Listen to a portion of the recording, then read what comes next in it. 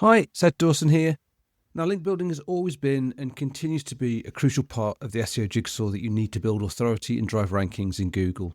And with the emergence of AI-based search like ChatGPT, Gemini, Claude and Perplexity, the importance of links in getting your site cited in responses means that link building becomes of even greater importance. So I've grouped together all the best episodes of the podcast that touch on link building into a series dedicated to all the many strategies and tactics you can use to get more links to your content. So let's get on to the podcast. Hello and welcome to SEO is Not That Hard. I'm your host, Ed Dawson, the founder of keywordspeopleuse.com, the solution to finding the questions people ask online.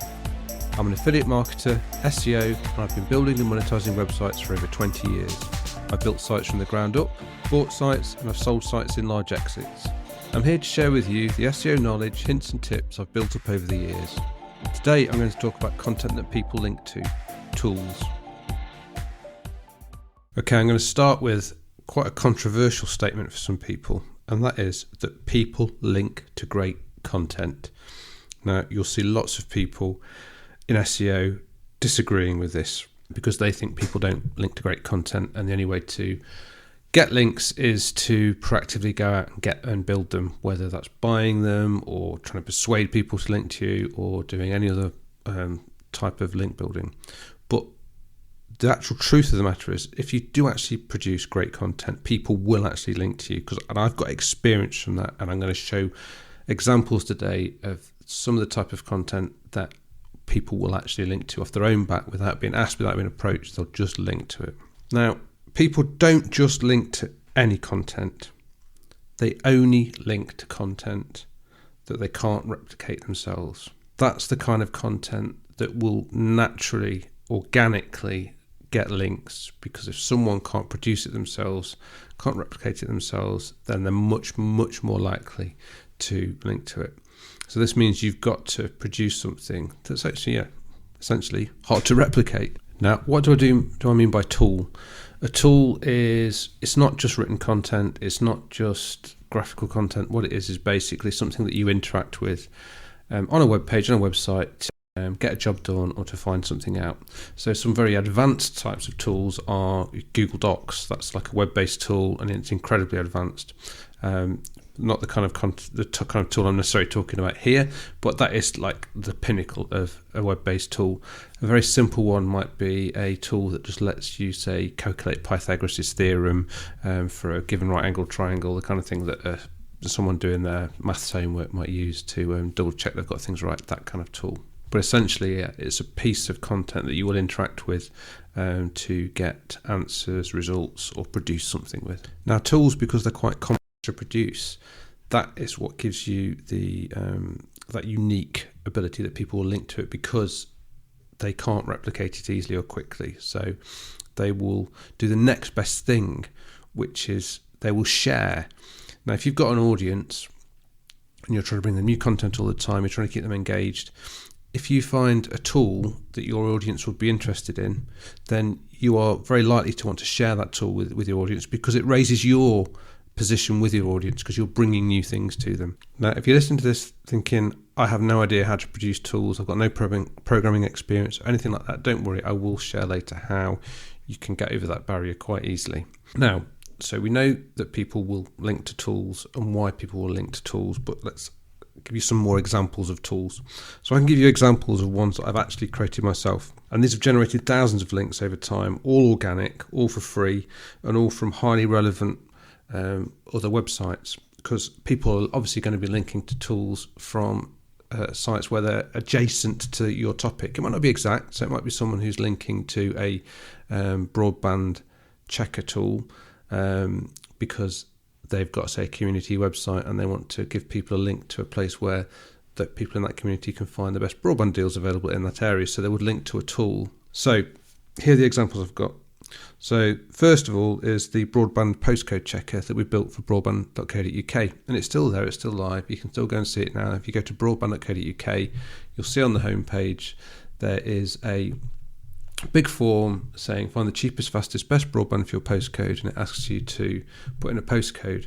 If you put a postcode in there, it will then search a database of all the deals that are available in your area, only bring you the deals that are available in your area, and provide you links to sign up for those broadband providers. Now, obviously, you can see that tool, it's quite a few moving parts to it. It's got to know what different broadband suppliers are available in what areas. It's got to know what the deals are for those suppliers, and it's got to be able to sort them and organise them based on a postcode that someone puts in. So that's not a trivial piece of work to do. It's not a trivial piece of work to keep up to date. So it's the kind of thing that people will link to because they can't replicate it, but their audience would find it useful. The second one to share is, it's on the same site, and that is the broadband speed test. So if you went to broadband.co.uk and in the menu selected the speed test link at the very top there, it takes you to a widget on a page that will test your broadband speed. So it will do an upload and download test. It will give you details of how fast your connection is, but it will also give you comparisons to how fast you are for the supplier you've got, and compared to other people on that supplier and other people in your area. So again, this is something that is not easy to produce, and with it collecting all the data on the back end as well and being able to compare to other places, again, that it sort of builds up a sort of a core database that again is very hard for other people to replicate. And again, it's the kind of thing that people will share, because if someone's having trouble with their broadband, they would say, do a speed test. So again, it's where something that's hard to replicate generates links. You can go and check on, say, Ahrefs, backlink checker, or anyone like that. You can go and see the kind of backlinks these pages are getting, and you'll see how there's a huge organic backlink profile that's been built up over time just by the fact that these tools exist. If these tools weren't on broadband.co.uk, then it never would have generated the same number of links as it does that these tools suck in. The third example I want to share is from keywordspeopleuse.com. Now, if you go to keywordspeopleuse.com and just go to the home page, the first thing it's going to show you is the form, which is a People Also Ask crawler. And this is a tool that will go to People Also Ask, and it will crawl all the People Also Asks for a initial seed term, and then it will click through all those different People Also Ask results and find the results that then further go on. Because if you go there and do it manually, you'll see that as you click, People Also Ask, more and more questions appear, and they kind of cluster together. So we built a tool that goes and does that for you automatically, does it in a process that takes sort of 10 to 20 seconds, and collates all the data for you and puts it in a nice graph. And that's something that if you were to do manually would take you a good chunk of time, and this allows you to do it and visualize it very quickly. And this tool is really obviously useful for search engine optimization and for anyone in online marketing and brands and all sorts of people trying to find the questions people are asking for certain terms. And this, again, has generated, when you launched it in October 2022, if you go and look at the backlink profile, you'll see how it's picked up thousands of links, people linking to that piece of content, and all organic, no outreach. It just, happened. It's like a snowball. As people discover it, start linking to it, more people discover it and link, and it builds up. And again, that's a really great example of a tool that we've produced that actually has built organic links just by being useful and hard to replicate. And I'll give you a fourth, which is a teaser, which is one that isn't actually live yet, but that we're working on at the moment. And that's we're building a tool that allows you to cluster keywords. And this way you can provide any set of keywords, and the tool will then go to Google, crawl the SERPs, the live SERPs for all of those keyword terms, and find the link intersects. And that's where similar keywords share similar Google search results. By doing that and then mapping out those intersects, actually clusters keywords really, really well. Much better than any other method that we've tried and any other method that we've experimented with.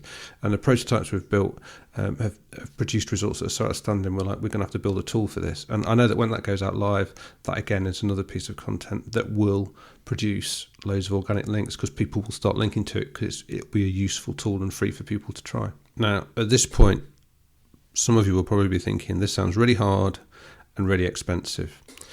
Let's compare it to the alternative, which is not producing this kind of content and producing sort of more easily replicable content, and then trying to build links in any other way, sort of doing outreach or buying links or any of the other ways of doing links. those in themselves are also expensive and complicated because you've still got to produce some content, and then you've got to go out, do the outreach and try and persuade people to link to it. And it isn't an ongoing process. You tend to do those promotions once, and then the links will die off to that content. So this method, these tools will keep building links over and over the years as more and more and people discover them newly. There's always new people discovering them, and they're always going to be linking to them. And it does it on autopilot once it's set up. Yes, producing the tools itself, there is a cost, no denying that. But it isn't necessarily going to be as expensive as you think. Okay, so if you want to get a tool set up and published onto your site, but you don't have the technical skills to do it, then don't worry. There are loads of people out there that can help you. I think the one place I would say go and look at is Werq.com. Now that is a marketplace of developers and all sorts of people who can provide services online, but there's a lot of developers on there.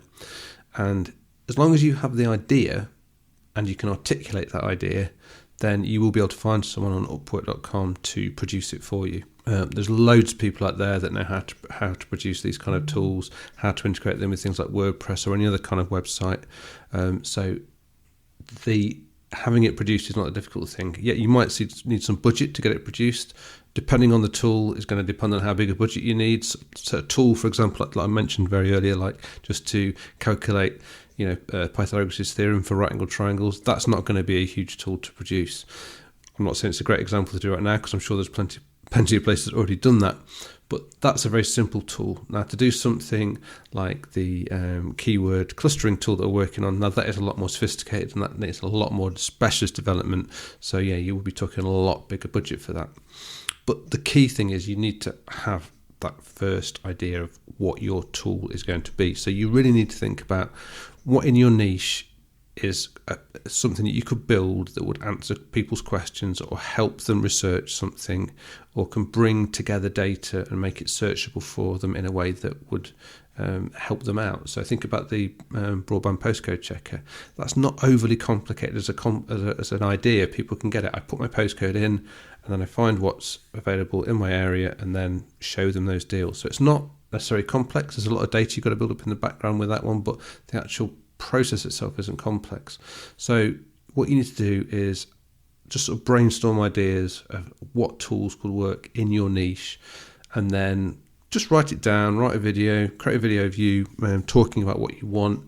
Go to somewhere like Werq.com and see if you can find someone who can understand what you're asking for and find out how much it would cost to build. Now I know we've only talked about the cost of doing this so far, but the second part of this is a really good tool will actually pay for itself over time because you'll monetize it.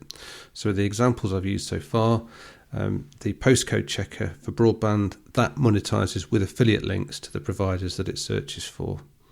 The broadband speed test, that also monetizes because it will also show you, after it's shown you the speed test and the results you get in your area, it will then show you lists of suppliers that can provide you faster deals that are monetized with affiliate links. The People Also Ask crawler, it's a free tool, but if you want to have unlimited search on it, then you have to subscribe to even the very simple example of say a maths calculator for triangles. That sounds unmonetizable, but actually you can easily monetize a tool like that using display ads. So rather than just being an expense to generate links, it actually is an investment because a good tool will pay for itself over and over again. So this is why tools are really the ultimate kind of content, because they will generate you links, they will engage your audience, and they will monetize, and they're an investment that will, as I said, keep paying for themselves over and over again. So if you can find any way to fit a tool into your site, into your niche, then I would highly recommend you go for it. Thanks for listening, I really appreciate it. Please subscribe and share, it really helps. SEO is Not That Hard is brought to you by keywordspeopleuse.com, the solution to finding the questions people ask online. See why thousands of people use us every day. Try it today for free at keywordspeopleuse.com. If you want to get in touch or have any questions, I'd love to hear from you. I'm at Channel 5 on Twitter, or you can email me at podcast@keywordspeopleuse.com. Bye for now, and see you in the next episode of SEO is Not That Hard.